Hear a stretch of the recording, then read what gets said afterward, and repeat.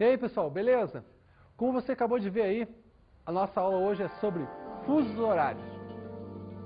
Você deve ter percebido aí que o pessoal confundiu um pouco quando olhou aí, no caso, o Sol e tentou dizer o horário, quando tentou descobrir o horário de outra cidade, porque na verdade todas as relações de horário da Terra são um pouco complexas. Então é importante a gente ter noção de alguns elementos para conseguir então saber mais ou menos como é que funcionam as relações horárias na Terra.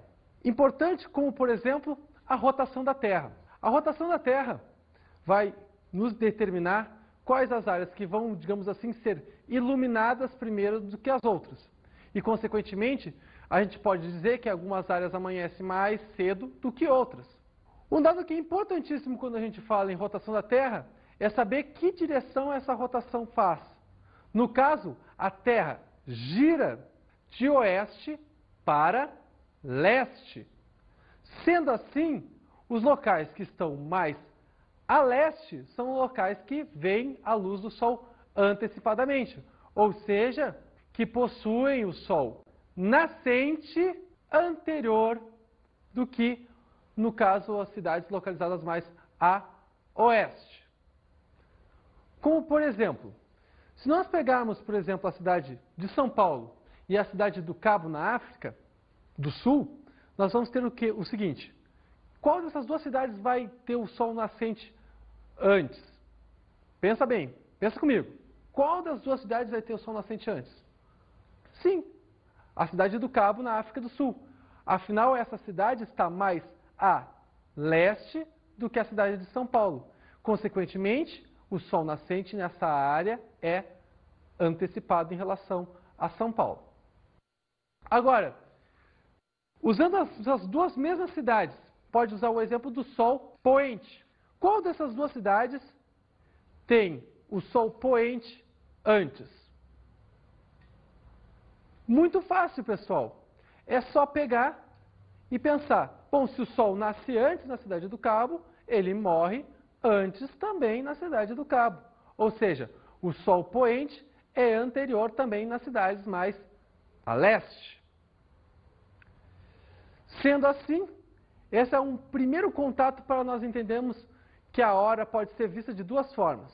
A primeira das formas é a hora solar. A hora solar é aquela que é relativa à relação que a Terra possui com o Sol, referente ao seu movimento de rotação. Cada localidade possui uma hora solar. E aí agora a gente vai pedir para um amigo nosso que entende tudo de hora solar, um dos caras mais faca na bota que eu conheço, que é o Crocodilo Dundee, que vai dar uma dica então para a gente de como é que se faz o uso do Sol para calcular a hora.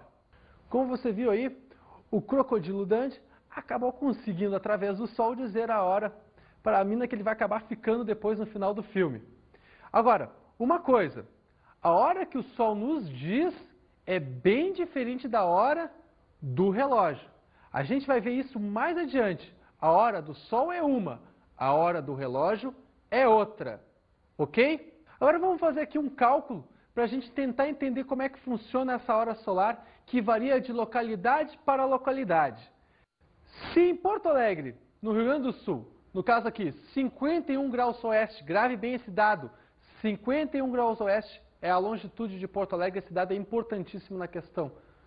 São 16 horas e 36 minutos, qual será a hora local em Santo Ângelo, que também fica no Rio Grande do Sul e que possui longitude 54 graus oeste? Bom, nós temos que ter o seguinte subsídio: 360 graus são 24 horas, ou seja, para a Terra dar um giro completo, ou seja, 360 graus, ela tem que levar quantas horas? 24. Então, 15 graus são 1 hora, ou seja, a Terra em 1 hora mexe 15 graus. E, consequentemente, 1 grau vai equivaler a 4 minutos. Então, a diferença em graus entre essas duas cidades é de 3. Sendo assim, elas possuem uma diferença de 12 minutos. Como Santo Ângelo está a oeste de Porto Alegre, subtrai-se esses minutos. Ou seja, em Santo Ângelo, a hora local neste momento é 16 horas e 24 minutos. Então, Se existe uma diferença de 3 graus de Porto Alegre para Santo Ângelo, e isso determina uma diferença horária de 12 minutos, capaz de dizer, então, que se em Porto Alegre são 16h36 e em Santo Ângelo vão ser 16h24, isso não necessariamente diz para nós que, por exemplo, se eu vou de Porto Alegre a Santo Ângelo, eu tenho que atrasar o meu relógio em 12 minutos. Afinal, a hora solar é diferente da hora do relógio. Vejam bem, a hora solar é diferente da do relógio, porque a hora do relógio é a chamada hora legal. Então a hora legal vai fazer com que a gente padronize a hora no mundo. Vai fazer com que essas diferenças de 3 graus não sejam relevantes. E isso vai ser importante, então, para que a gente não, digamos assim, se desloque, por exemplo, esse deslocamento, por exemplo, de Porto Alegre a Santo Ângelo, tu não precise mudar o relógio. Porque, como a diferença é pequena, as duas cidades possuem a mesma hora. Tá ok? Esse sistema vai fazer com que, então, o planeta seja dividido em fusos horários baseados no meridiano de Greenwich. O meridiano de Greenwich vai nos encaminhar o sistema de fusos horários. Como é que foi feito esses fusos horários? É o seguinte, eles se basearam, em vez de se basear no caso de que 1 grau é 4 minutos, eles se basearam naquela ideia de que 15 graus é 1 hora. E estabeleceram, então, faixas de 15 graus. Então, todo mundo que estiver dentro dessa faixa vai ter a mesma hora. E como é que foi estabelecida essa faixa?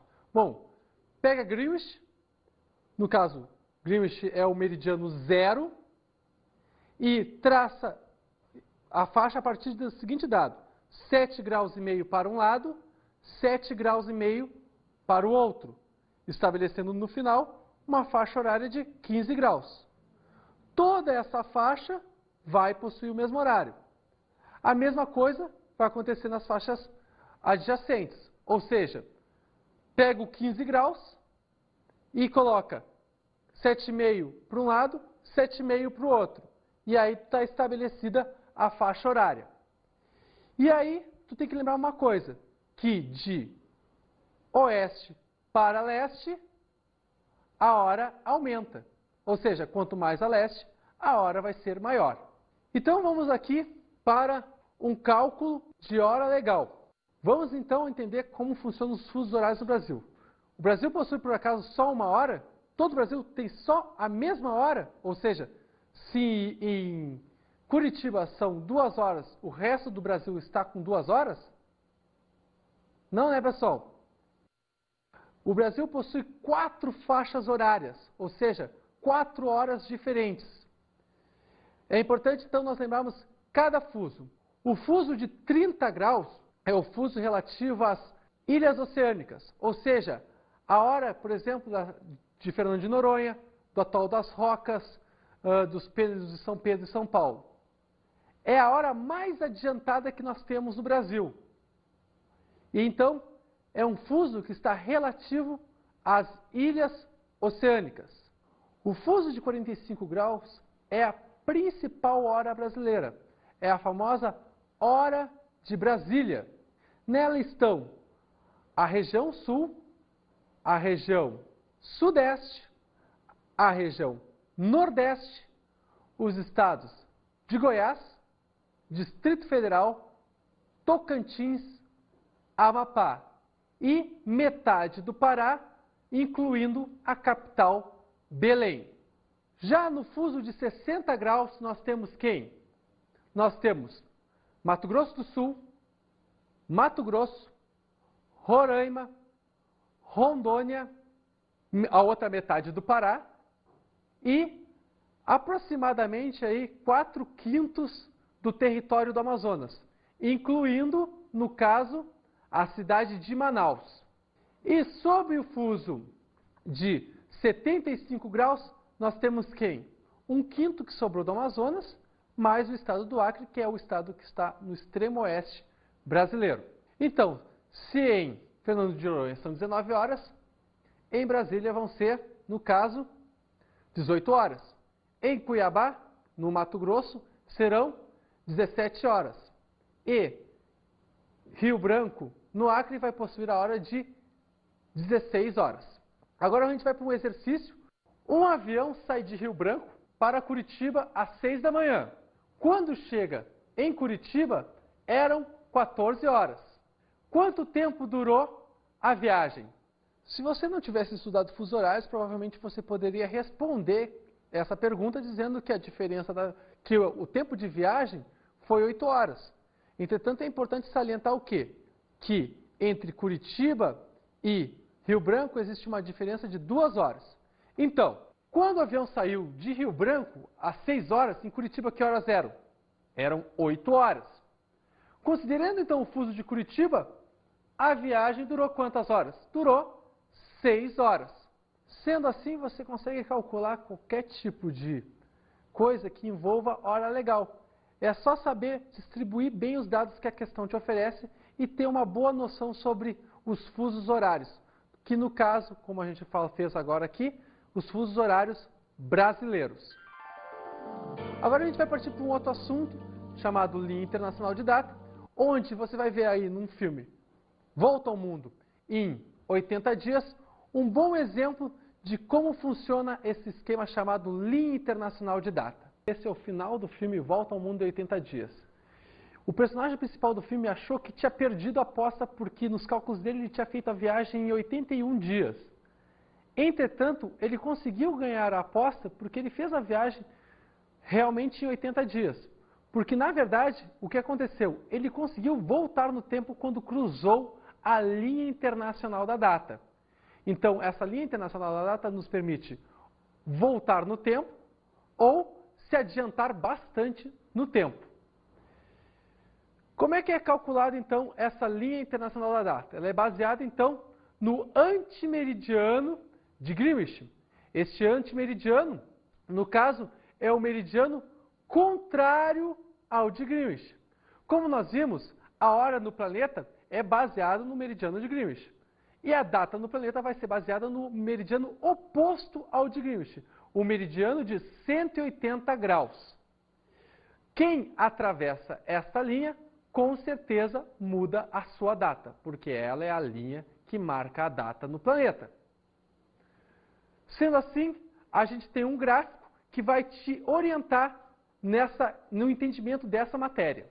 Tu tem o quê? Tu tem o planeta Terra visto do Polo Norte. Ele é dividido em hemisfério oeste e hemisfério leste.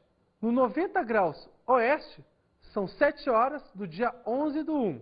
Em Greenwich, são 13 horas do dia 11 de janeiro. No 90 graus leste, são 19 horas do dia 11 de janeiro. No 165 graus leste, são 0 hora do dia 12 de janeiro.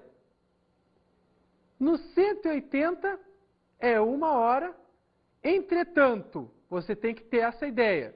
No 180 o que vai acontecer? Do lado leste do 180, que vai até os 172 graus e 30 minutos leste, vai ser dia 12 de janeiro. Mas do lado oeste vai ser 1 hora do dia 11 de janeiro. Ou seja, se eu cruzo do hemisfério leste para o hemisfério oeste, esta linha internacional da data, eu diminuo um dia. Se eu faço o contrário, eu aumento um dia. Então, como é que o cara do filme fez para conseguir diminuir um dia? Ele cruzou, no caso, a linha do hemisfério leste para o hemisfério oeste. Ok? Então, foi assim que ele fez. Agora, então, mais um outro exercício aqui sobre a linha internacional da data. No dia 12/10/2004, às 9 horas, o navio cruza a linha da data do hemisfério oeste para o leste. Após ter passado essa linha, qual é o dia e a hora para os que estão no navio? Então você, se não soubesse que existe uma linha internacional da data, talvez dissesse: continua a mesma hora e a mesma data. Entretanto, como você sabe que cruzando a linha internacional da data, obrigatoriamente a gente muda de data, você vai ter então a seguinte ideia: são 9 horas do dia, em vez de ser dia 12, do dia 13 de outubro. Ou seja, quando tu cruza do hemisfério oeste para o hemisfério leste, tu aumenta um dia. Mas, cruzando a linha internacional da data, mantém a hora. Tá ok? Muda o dia, mantém a hora. Ok? Então, por exemplo, a linha internacional da data que cruza o Oceano Pacífico não é bem uma linha. Existem curvas nessa linha de modo a fazer com que os países não sejam cruzados pela mesma. Existe um local no Pacífico chamado Kiribati que a linha passa bem em cima, fazendo com que nessa ilha, enquanto parte está ralando numa segunda-feira de trabalho, a outra parte da ilha esteja lá num domingão com festa e churrasquinho. Ok? No mesmo país. Agora vamos pensar assim uma viagem entre o Brasil e o Japão cruzando o Oceano Pacífico. É importante lembrar o seguinte, se eu cruzo então, para eu fazer uma viagem do Brasil para o Japão, cruzando o Oceano Pacífico, eu vou estar cruzando, no caso, do hemisfério oeste para o hemisfério leste. Ou seja, quando eu faço essa viagem, eu cruzo a linha internacional da data, de modo a fazer com que a data aumente na minha passagem, porque de oeste para leste, né, no caso em hemisfério, essa data, aliás, aumenta.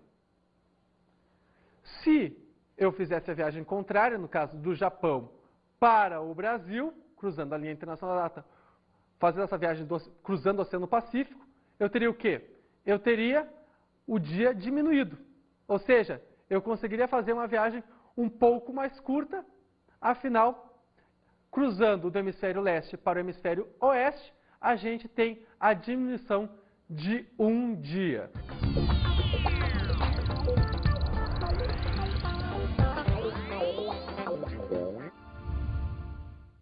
A dica de estudo é bem simples. Pegue então, determine, por exemplo, na minha cidade são 19 horas. Que horas são em Nova York, em Sydney, em Porto Alegre, em Buenos Aires, na Cidade do México, em Londres? E assim você vai conseguir distribuir essas horas sobre o planeta e vai começar a entender um pouco mais de como funciona esse sistema de fusos horários. Outra dica é, bom, se aqui na minha cidade é 16 horas, qual é a hora solar de uma cidade que fica a 3 graus oeste da minha cidade, ou 4 graus oeste? Faça fazendo esses exercícios que você mesmo criou, de modo a que você entenda cada vez mais essa matéria. E aí, com certeza você vai matar a pau nas provas de vestibular. Tá ok? Então, até mais, um abraço, fui!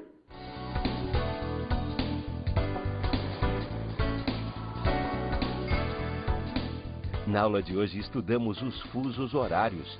Você entendeu que a hora pode ser vista sob duas formas, hora legal e hora solar. E você viu também que a data é vista pela linha internacional de data.